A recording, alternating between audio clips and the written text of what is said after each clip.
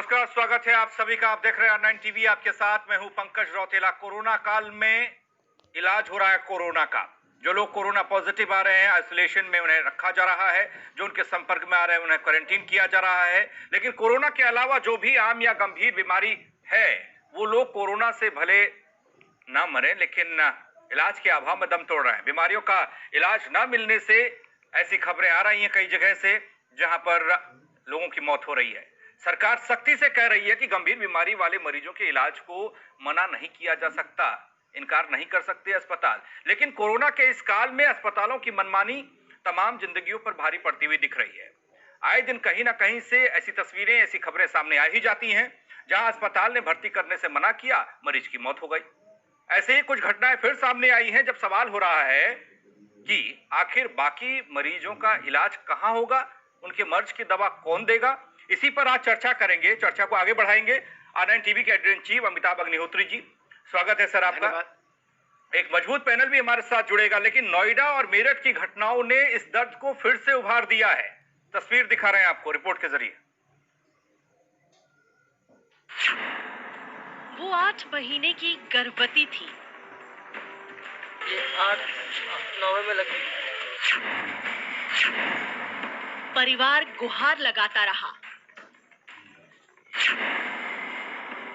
रात भर दौड़ता रहा।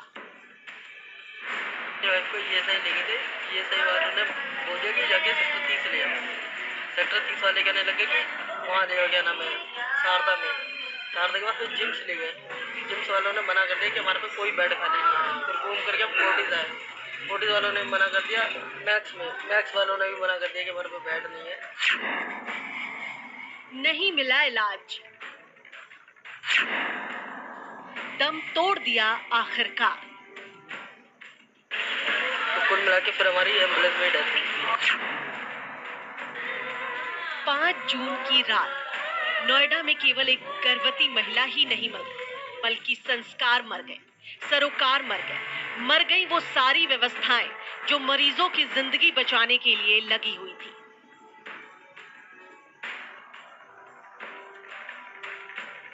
क्योंकि 7 अस्पतालों ने एक गर्भवती महिला के इलाज के लिए अपने दरवाजे नहीं खोले।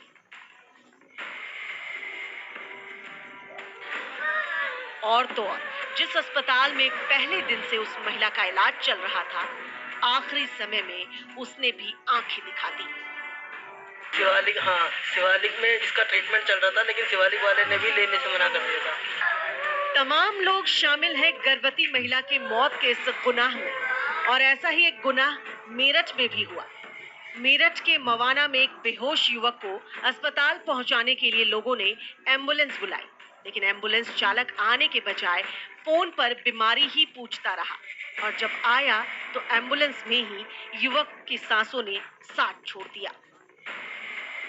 कोरोना का ये काल उन लोगों के लिए सबसे कठिन दौर है जिन्हें कोरोना तो नहीं, लेकिन दूसरी बीमारियों का दर्द है। उनके दर्द की दवा मिलना दूभर है।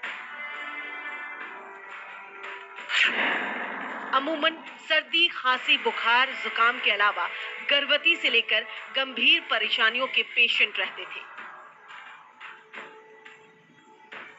लेकिन कोरोना के कहर में इन मरीजों के इलाज में बड़ी मुश्किल हो रही है। हालांकि कई जगह ओपीडी खुली है, बाकी हालात की हकीकत ये आंकड़े बता रहे हैं कि इलाज न मिलने पर लोगों ने अस्पताल आना ही छोड़ दिया है।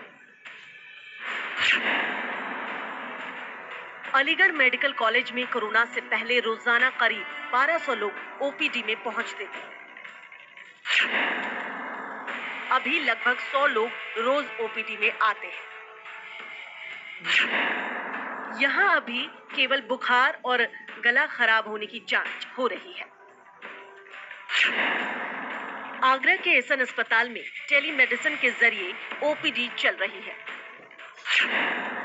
कोरोना से पहले लगभग 500 मरीज आते थे। कानपुर जिला अस्पताल उर्सला में पहले आम दिनों में करीब 2000 मरीज ओपीडी में आते थे। अब केवल 200 से 300 मरीज ही ओपीडी में आ रहे हैं। बहरहाल कोरोना की मार दूसरे मरीजों पर भी बुरी तरह से पड़ रही है। गंभीर बीमारी वाले मरीजों का इलाज करने में अस्पताल आनाकानी कर रहे हैं। ऐसे में सवाल ये उठता है कि आखिर इनके दर्द की दवा कहाँ मिलेगी? इनके मर्ज की दवा तो दिलाओ सरकार। Bureau report, R9 TV. तो मौजूदा वक्त में शासन से लेकर प्रशासन की नजर स्वास्थ्य व्यवस्था पर है, लेकिन यहां समझना बेहद जरूरी है कि अस्पतालों में सिर्फ कोरोना के मरीजों के बारे में ही सोचा जा रहा है या फिर और बीमार मरीजों का भी ख्याल रखा जा रहा है। इसी पर आज बात करेंगे, चर्चा करेंगे। हमारे साथ कुछ मेहमान जुड़ चुके हैं, कुछ थोड़ी ही देर में जुड़ेंगे। डॉक्टर चंद्रमोहन जुड़ रहे हैं, प्रवक्ता बीजेपी हमारे साथ। अनुराग भदौरिया जी, प्रवक्ता समाजवादी पार्टी हमारे साथ है। Doctor Suryakant, HOD respiratory medicine department हमारे साथ थोड़ी देर में जुड़ेंगे। डॉक्टर उमाशंकर पांडे जी, कांग्रेस प्रवक्ता हमारे साथ थोड़ी देर में जुड़ेंगे। नम्रता नारायण, सामाजिक कार्यकर्ता हमारे साथ हैं। अमिताभ जी हमारे साथ हैं। अमिताभ जी, चर्चा की शुरुआत आपसे। कई बार इस ओर ध्यान दिया गया, सवाल किया गया कि सिर्फ कोरोना पर फोकस नहीं और तमाम बीमारियां भी हैं, लोग परेशान हैं, लेकिन ये जो तस्वीरें आ रही हैं कैसे समझें? देखिए, मैं बहुत भारी मन से आज बहस में आया हूं, लेकिन मुझे संतोष का अगर एक छोटा सा अंश आज हासिल हुआ इस नोएडा और मेरठ की जघन्य घटनाओं के बाद, तो वो ये हासिल हुआ कि कम से कम आज से 1.5 महीने पहले, कम से कम 45-40 दिन पहले मैंने इसी मंच पर आगाह किया था, कहा था प्राइवेट हॉस्पिटल्स को फंक्शनल रहने की आज्ञा दीजिए, आदेश दीजिए। मैंने कहा था उन डॉक्टरों के लाइसेंस निरस्त करिए, उनके नर्सिंग होम्स पर ताला लगाइए, या तो खोले या स्थायी रूप से बंद करें। ये तमाशा नहीं चलना चाहिए। तो कोविड हल्ला मचा दिया पूरे प्रदेश में। डॉक्टर्स ने बोले कोविड है, कोविड है, कोविड है। कोविड में सिपाही मर सकता है, राजस्व विभाग के कर्मचारी मर सकते हैं, जर्नलिस्ट सड़क पर दौड़ सकते हैं, डॉक्टर नहीं आएंगे, ओपीडीज नहीं चलेंगी, उसमें तमाशा चलेगा। क्यों भाई, क्यों चलेगा? तर्क वितर्क कुतर्क कुछ नहीं चलेगा। और मैं तो सुप्रीम कोर्ट में जो केस है उससे भी आगे जाके कहता हूं, इससे भी कोई फर्क नहीं पड़ता कि आपने जमीन सरकार से मुफ्त में ली है या 1 रुपया की लीज पर ली है 99 साल की लीज, इससे भी कोई फर्क नहीं पड़ता। आप उत्तर प्रदेश की टेरिटरी में भौगोलिक सीमा के अंदर अगर अस्पताल चलाएंगे तो जैसे शासन कहे वैसे चलिए, नहीं तो सील कर दीजिए अस्पताल। जाइए सुप्रीम कोर्ट, लड़े मुकदमा। आप मरीज चुन के लेंगे, ये तमाशा तो बहुत जघन्य है भाई। नहीं, मैंने आगाह किया था, तब प्रशासन चलाने वाले भी कुछ बड़े अधिकारियों ने मुझसे कहा नहीं अग्निहोत्री जी ऐसा है और वैसा है। आज उनको समझ में आ जाएगा कि मैं जो कह रहा था वो सच था। सारे भाग गए, हर डॉक्टर ने अपना नर्सिंग होम बंद कर दिया। आज हम देख रहे हैं, अब नई तहजीब के पेशे नजर हम आदमी ही आदमी को भून कर खाने लगा है। ये स्थिति, 8 महीने की गर्भवती मां, 7 अस्पतालों के दरवाजे खटखटाए। नोएडा जो उत्तर प्रदेश का शोकेश है, और किसी ने उसको इजाजत नहीं दी अंदर आने की, और मर गई। अब नोएडा का कलेक्टर क्या कह रहे हैं, इससे हमको बहुत सरोकार नहीं, जांच करेंगे, फांसी पर टांग देंगे, वो सब बेकार की बात है। बाद में उसकी तो जान गई ना। अब बाद में क्या करेंगे पराक्रम, वो भी हमने देखा है, कितने पराक्रम हुए और कब कब हुए। लेकिन ये तरीका ठीक नहीं। मैंने सरकार से भी कहा था, शासन से भी कहा था, व्यक्तिगत स्तर पर भी बहुत सारे कमिश्नर से कहा, मंडल आयुक्तों से कहा कि अपने अपने मंडल में इनको बुलाओ अस्पताल वालों को, और इनसे कहो या तो खोलो और नहीं तो स्थायी रूप से बंद कर देंगे। नहीं हुआ।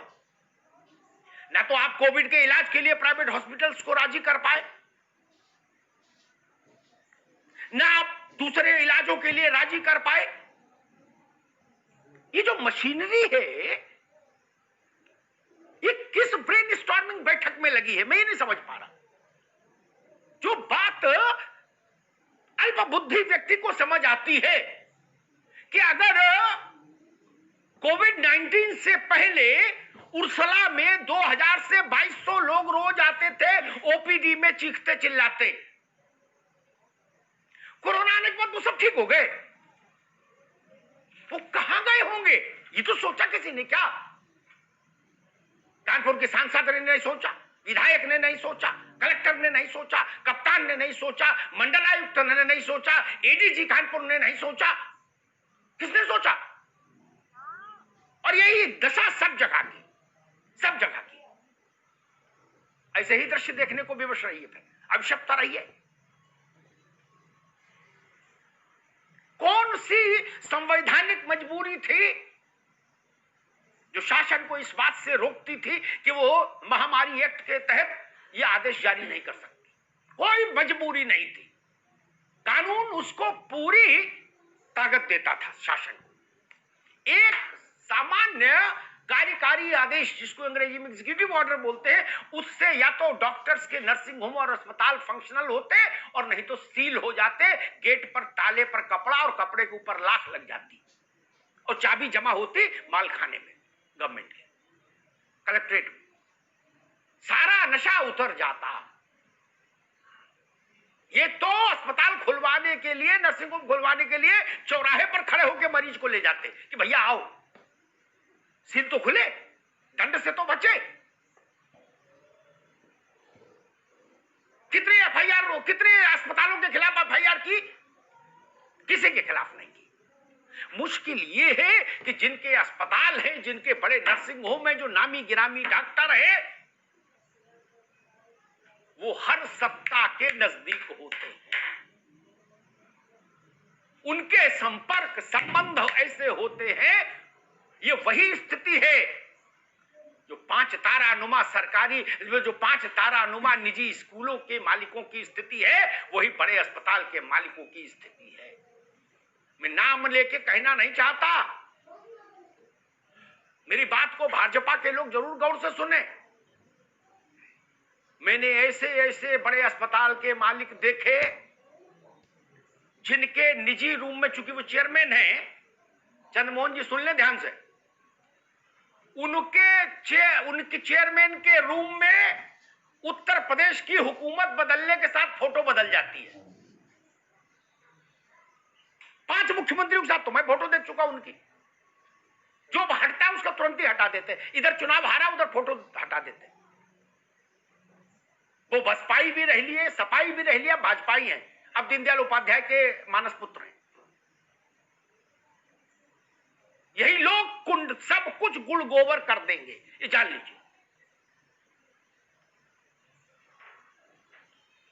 डॉक्टर सूर्यकांत, मैं बहस को राजनीतिक अखाड़े में उतारूं उससे पहले कुछ आपसे बात करना चाहूंगा। ये कोविड अटारी पे खड़े होकर सब लोग चिल्लाए, ठीक बात है। इसी कोविड में हमने ये तय किया, देश ने, जिसमें सरकारें भी शामिल हैं, जब देश ने तय किया तो सरकार ऑब्वियस उसमें है कि जान है और जहान दोनों को हैंडल करेंगे। इसी नियम के तहत हमने फैक्ट्री खोली, बस चलाई, रेल खोली, अब मॉल खोल रहे हैं, होटल खोल रहे हैं, लेकिन डॉक्टर नहीं आएगा। निजी वाला जो नर्सिंग होम है, सावित्री नर्सिंग होम और फलाना नर्सिंग होम, जिसने करोड़ों कमाए, जिसने नोट छापा, वो नहीं खोलेगा। वो कोविड चिल्लाएगा।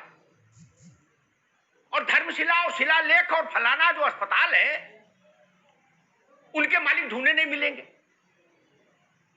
क्यों? क्योंकि वो नेताओं की फोटो लगा लिया अपने चेंबर में। अब वो किसकी सुनेंगे?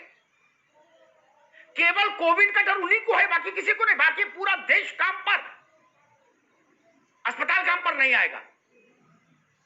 जान का खतरा पुलिस वाले को नहीं है, आशा में काम करने वाली मेरी बहनों को नहीं है, सरकारी नौकरी में जो डॉक्टर है उनको नहीं है। वो लोहे का शरीर लेकर आए हैं। ये अजब तमाशा कब तक चलेगा सूर्यकांत जी, और क्यों चल रहा है? आपको कुछ समझ आ रहा है क्या? जी अग्निहोत्री जी, बहुत अच्छा विषय उठाया है आपने। एक तो मैं बता दूं, जिनका आपने नाम लिया, सरकारी डॉक्टर, पुलिस वाले, आशा करवर, तो हम लोग कवच और कुंडल लेकर पैदा नहीं हुए हैं। कोई ऐसा हमारे पास कवच नहीं है, रक्षा कवच नहीं है। ना कोरोना के पास कोई ऐसी सूंघने की शक्ति है कि वो सरकारी डॉक्टर से दूर रहेगा, प्राइवेट डॉक्टर के फेफड़े में चला जाएगा। ऐसा कोई सिस्टम नहीं है। हाँ, एक दो चीजें ऑब्जर्वेशन मेरा जरूर है। अरे भाई, कोरोना एक तो कोई ये पॉलिटिकल वायरस थोड़ी ना है कितने ज्यादा जो वो जान ले। किया गया है जी जी नहीं, कोरोना कोरोना कोरोना के अंदर ये एबिलिटी नहीं है कि वो डिफरेंशिएट कर ले कि कौन सा सरकारी अस्पताल है, कौन सा सरकारी डॉक्टर है, कौन सा प्राइवेट अस्पताल है, कौन सा प्राइवेट डॉक्टर है। लेकिन मैं बता दूं कि 70% अभी भी जो पेशेंट पॉपुलेशन है वो प्राइवेट सेक्टर की है। और आपकी बात बिल्कुल सही है, लेकिन उसके तहत में एक ब्राउन शुरू में एक माहौल ऐसा बनाया गया कि जैसे डीएम पे गाज गिरती रहती है, डीएम को रात को नींद नहीं आती है कि साहब हमारे यहाँ कल पता नहीं कोरोनोमीटर से कितना केसेस होंगे, कितना मॉर्टेलिटी होंगे। इसी तरह सीएमओ के ऊपर भी रात को नींद नहीं आती है कि कब मेरा कल ट्रांसफर कर दिया जाएगा। इसी तरह शुरू में प्राइवेट हॉस्पिटल वालों को भी एकदम अस्पताल में ताले डाल दिए गए, उनके अंदर भी एक भय का वातावरण दिया गया। अब जैसे लखनऊ में मुझे मालूम है कि हमारे इंडियन मेडिकल एसोसिएशन, हम लोग कोई प्राइवेट और गवर्नमेंट डॉक्टर को डिफरेंशिएट नहीं करता हूँ। मैं भी 2 साल पहले इंडियन मेडिकल एसोसिएशन लखनऊ का अध्यक्ष रह चुका हूँ और हमने भी लीडरशिप ली है, गवर्नमेंट डॉक्टर्स की भी और प्राइवेट डॉक्टर्स की, दोनों को हमने लीड किया है, दोनों को डायरेक्शन दिया है।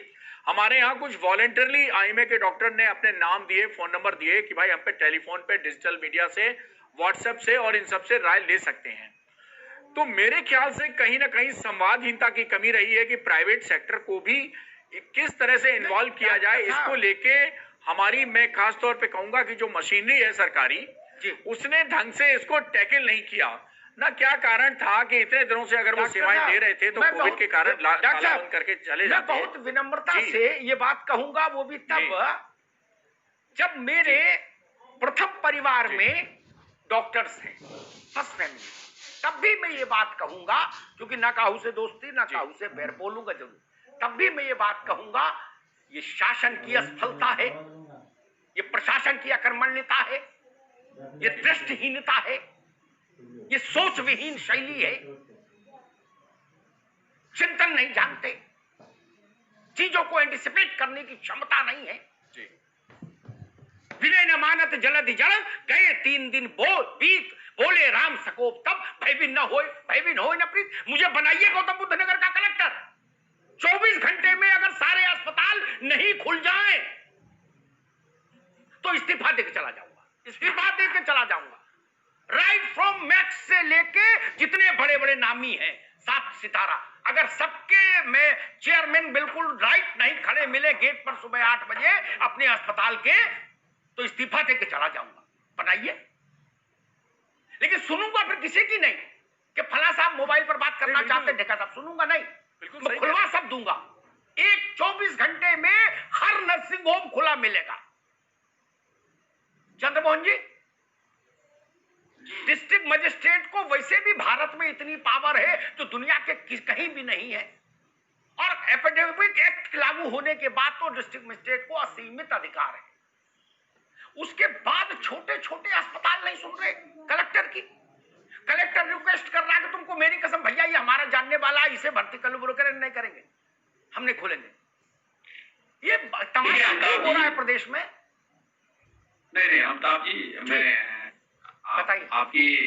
आपके आक्रोश को मैं समझ सकता हूँ, आपके आक्रोश का सम्मान है, लेकिन इतना जरूर कहूंगा कि जो स्थिति, भयावह स्थिति की आप चर्चा कर रहे हैं, इतनी भयावह स्थिति नहीं है। जिस तरीके से आप भयावह आपको दिख रही है, आपकी अपनी समझ है, लेकिन हम भी जानकारियां जो रखते हैं उसके हिसाब से ऐसी भयावह स्थिति नहीं है। इस कोरोना की लड़ाई को उत्तर प्रदेश ने जो लड़ा है, उत्तर प्रदेश के सभी नागरिकों ने, सबने मिलकर लड़ा है, और प्राइवेट अस्पतालों ने भी, प्राइवेट चिकित्सकों ने भी इसमें आगे बढ़ के अपनी भूमिका का निर्वहन किया है। मैं आपको नाम सहित भी चर्चा कर सकता हूँ कि जिले में किन प्राइवेट हॉस्पिटल्स ने अपनी भूमिका का निर्वहन किया है, इसमें कोई वो नहीं। और बात जो आपने कहा कि वो जो ओपीडी की संख्या है, ये वो, देखिए तर्क हो सकते हैं कि ओपीडी की संख्या थी, अब कहाँ चली गई। संख्या तो देखो शमशान घाट की भी थी, तो शमशान घाट की संख्या कहाँ चली गई।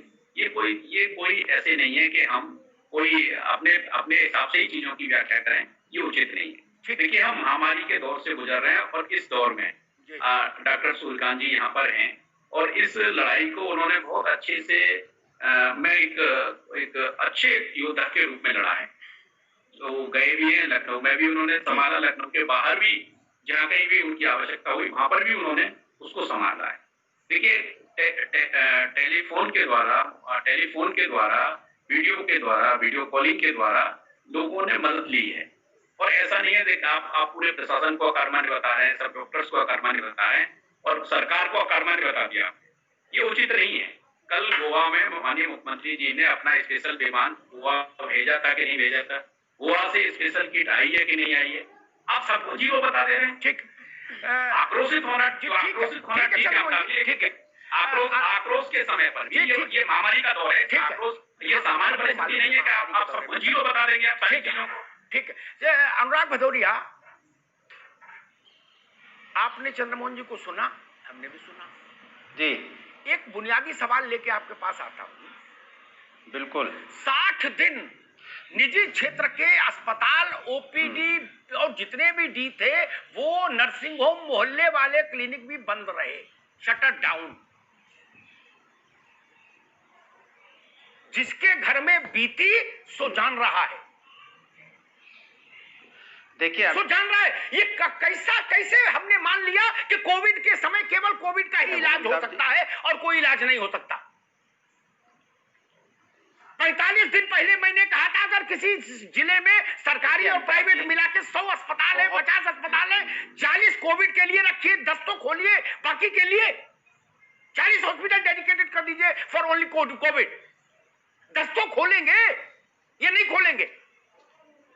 मोहल्ले का नर्सिंग होम भी खुलवा देते कलेक्टर, तो भी मैं धन्यवाद बोलता कि चलो भाई मोहल्ले वाला तो बैठा है, कम से कम पानी तो चढ़ा देगा, ग्लूकोज। देखिए अमिताभ जी, चंद्रमोहन जी को मैंने सुना, मुझे लगा कि शायद भारतीय जनता पार्टी ये कहेगी कि बड़ी अफसोस की बात है, तकलीफ है, दर्द भरी घटना है। अगर आत्मा होती तो जरूर बोलती भारतीय जनता पार्टी। उन्होंने एक बार भी नहीं बोला कि ये दर्दनाक घटना, ऐसी घटना नहीं होनी चाहिए। ये कोई पहली घटना नहीं है। आगरा में भी इसी तरह से चतुर्वेदी जी रात भर घूमते रहे, एक हॉस्पिटल से दूसरे हॉस्पिटल घूमते रहे, उनको भर्ती नहीं किया गया, लास्ट में हार्ट अटैक से उनकी सुबह मौत हो गई। इसी तरह से आपने मेरठ की घटना बताई, अब नोएडा की घटना देखिए, आगरा में 2 साल की बच्ची भी मर गई थी।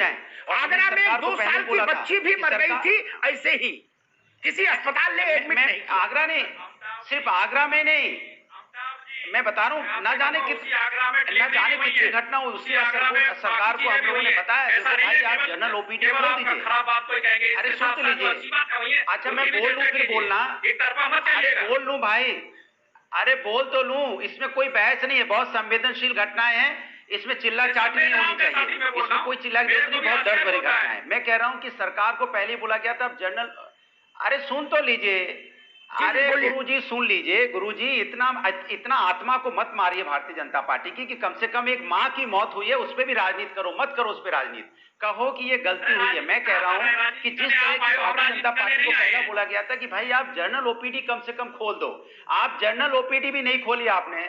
हॉस्पिटल के साथ आप क्या दोस्ताना, आपका याराना संबंध है हॉस्पिटल के साथ, क्या लेन देन है हॉस्पिटल के साथ, जो आप डॉक्टरों की जनरल ओपीडी नहीं खोली आपने। ना जाने कितनों लोगों की मौत होती चली गई, उस पर राजनीति करना चाहते हैं आप। एक माँ जो 6 घंटे तक भटकती रही, 8 महीने का बच्चा उसके साथ प्रेग्नेंट था, लास्ट में उसकी मौत हो गई। क्या ऐसे डीएम को सस्पेंड करके टर्मिनेट नहीं कर देना चाहिए? कैसे ऐसे सीएमओ को सस्पेंड करके टर्मिनेट नहीं कर देना चाहिए? क्या ऐसे मुख्यमंत्री के यहाँ जो टीम 11 है, क्या घास छीनने के लिए टीम 11 में बैठी है? इस टीम 11 को उठा के फेंक भी देना चाहिए बाहर।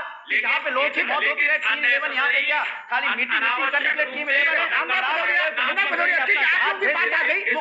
मेहमानों के पास चलूंगा, मैं नम्रता नारायण के पास चलूंगा। सरकार का जहाज है, ये संतुलन बहुत जरूरी था, मुझे लगता है। कोरोना के मरीज और गैर कोरोना बीमारियों के मरीज, इलाज दोनों को चाहिए, किसी का बीमारी छोटी नहीं। जिसका हाथ टूट गया उसके लिए वही संकट सबसे बड़ा, जिसको कोरोना हो गया उसके लिए भी संकट बड़ा, जिसको लंग्स की प्रॉब्लम उसके लिए भी, 1000 बीमारी है शरीर में। देखिए अमिताभ, हमने एक गेट बिल्कुल बंद कर दिया, उससे बहुत बहुत विचित्रताएं यत्र तत्र सर्वत्र पैदा हुई।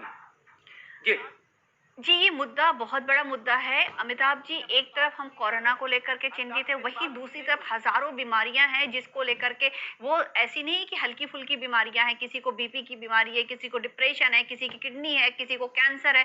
इस तरह की तमाम बीमारियों और एक्सीडेंटल है, वो तो अलग ही है। तो इसमें देखिए अभी जो हमारी आपने बताया और भी हमारे साथ जो पैनल में जुड़े हैं, हमारे जो साथी हैं, उन लोगों ने बताया। मैं भी चूँकि समाज सेवा से जुड़ी हूँ और हॉस्पिटल सर्विसेज़ से भी जुड़ी हुई हूँ, तो यहाँ पे सबसे बड़ी बात है कि प्रशासन, आप डीएम की बात कर रहे हैं, सारी की सारी डीएम या कोई भी सीएमओ कोई कॉल लेने को तैयार नहीं है। ये सारे के सारे जो गाइडलाइंस आ रहे हैं, बस उसी को आप आंख बंद करके फॉलो कर रहे हो। लॉकडाउन हुआ, अब लॉकडाउन आनन फानन में लॉकडाउन हो गया, मैं इसको सही नहीं ठहराती। दूसरी बात है कि आनन फानन में आपने जो भी फैसला सुनाते जा रहे, आप जनता की नीड को नहीं समझ करके सारी अपने फरमान को जारी कर रहे हो। अचानक से फरमान जारी हो रहा है, तैयार होने का मौका तो दीजिए। आपकी गाइडलाइंस होनी चाहिए। आपने गाइडलाइंस बना दिया कि अभी फिलहाल सारे हॉस्पिटल बंद कर दीजिए और जब तक और हर केसेस के लिए आप अपडेट करते रहिए सीएमओ ऑफिस से। वहां डेली के डेली आपको एक नोटिफिकेशन आता है कि कौन से हॉस्पिटल में क्या होना चाहिए, नहीं होना चाहिए। तो आपने सबसे बड़ी बात देखिए, हॉस्पिटल नहीं, हॉस्पिटल को के अंदर एक प्रेशर पड़ा प्रशासन का। तो प्रशासन का काम था कि आपको देखना पड़ेगा कि आपके पास कोरोना के पेशेंट भी होंगे और आपके पास नॉन कोरोना के पेशेंट सीरियस होंगे, उनका ट्रीटमेंट कैसे होगा, उसके लिए गाइडलाइंस। सबसे पहली बात, गाइडलाइंस शुरू में कुछ भी नहीं दी गई थी और सभी लोग कंफ्यूज थे। आप जब कंफ्यूजन में हो और दूसरी तरफ प्रशासन का प्रेशर है, तो डॉक्टर्स या हॉस्पिटल के लिए आप गाइडलाइंस को आपको देना था कि वो बेचारे कहीं नहीं मरेंगे, आप उनका इलाज करो। ठीक है नम्रता, ठीक है। डॉक्टर उमाशंकर पांडे, बात पूरी नहीं हुई। मैं एक नया सवाल लेकर आपके पास आता हूँ। अमिताभ जी, ये नहीं, एक मिनट अनुराग, एक मिनट भाई, एक मिनट। मैं सारी बातें मान भी लूं, सत्यनारायण की कथा के भाव से ग्रहण भी कर बात लूं। पूरी नहीं हो पाई। मुझे ये बताओ, होगी तो बात पूरी नहीं होगी। जो मोहल्ले मोहल्ले में जो नर्सिंग होम बने थे, उनके सबके डॉक्टर भी चाबी लेके भाग गए। अब थोड़ी बहुत चहल पहल दिखी है। मैं ये नहीं समझ पा रहा, जब रेल में वो थर्मामीटर लगा के जब रेल में हम हजारों लाखों करोड़ों आदमी को यात्रा करा दिए, तो थर्मामीटर लगा के अस्पताल में भी जा सकता था आदमी, सैनिटाइज करके हाथ। दो ही तरीके हैं ना, माथे पर वो थर्मामीटर लगाओ दूर से और हाथ में 2 बूंद डालो सैनिटाइजर की, है ना? दो ही है स्टैंडर्ड प्रोसीजर। ये करा के अस्पताल क्यों नहीं खोल दिए फिर हमने, नर्सिंग होम्स प्राइवेट?